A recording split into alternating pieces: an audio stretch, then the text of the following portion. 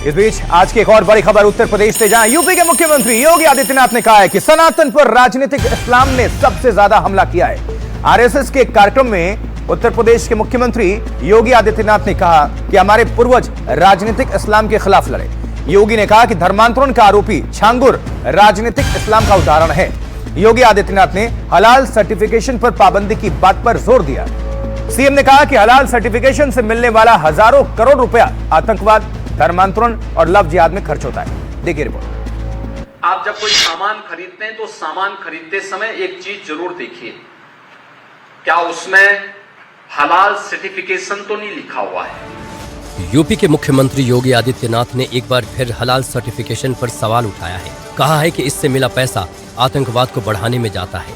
सारा का सारा पैसा आतंकवाद के लिए, लव जिहाद के लिए और धर्मांतरण में दुरुपयोग होता है, और इसीलिए उत्तर प्रदेश ने इसके खिलाफ बड़ी कार्रवाई प्रारंभ की है। आरएसएस के एक कार्यक्रम में योगी आदित्यनाथ ने एक और मसला उठाया, राजनीतिक इस्लाम का, और छांगुर को इसका उदाहरण बताया।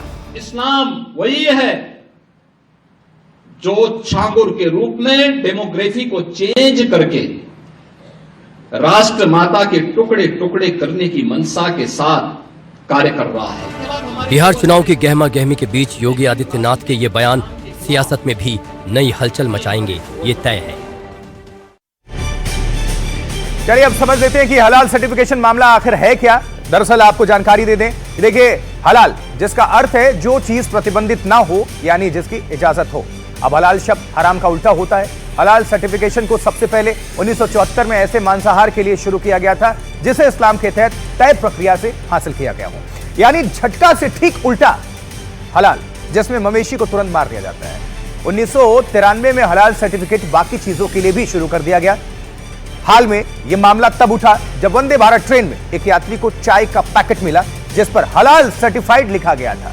अब उसके बाद यह मामला फिर से उठ गया और हलाल सर्टिफिकेट को लेकर सवाल उठने लगे। निर्यात किए जाने वाले कई उत्पादों पर हलाल सर्टिफिकेट लिखा होता है। अब आयात करने वाले देश कई निजी संस्थाओं को हलाल सर्टिफिकेट देने की मान्यता देते हैं। देखिए भारत में हलाल सर्टिफिकेट देने वाली प्रमुख संस्थाएं हैं हलाल India private limited, Jamiat उलेमाए Hind हलाल ट्रस्ट, द इंटरनेशनल हलाल एक्रेडिटेशन फोरम एक ऐसा इंटरनेशनल नेटवर्क है जो ऐसी संस्थाओं को हलाल के स्तर को बनाए रखने की निगरानी की मान्यता देता है। उत्तर प्रदेश सरकार ने हलाल सर्टिफिकेशन को बंद कर दिया है।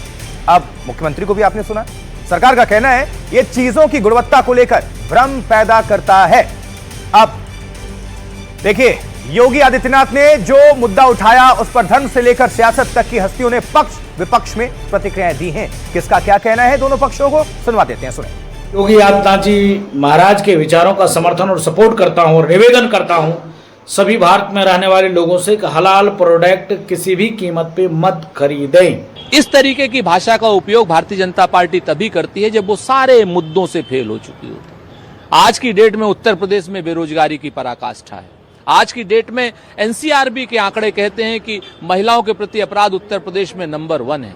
तो इन सारी चीजों पर बातचीत ना हो तो इस तरीके की फिजूल की बयानबाजी आती है। वो लोगों के साथ छल कर रहे हैं और उसको जो है वो बेलगाम और बिना कंट्रोल के जो है वो नहीं चलने देना चाहिए। जैसे आईएसओ सर्टिफिकेट होता है, तमाम सर्टिफिकेट जारी होते हैं चीज़ों के लिए, उसी तरह का एक सर्टिफिकेट है, उसको उसी रूप में देखा जाना चाहिए और वो एक बिजनेस के तौर पे लिया जाना चाहिए।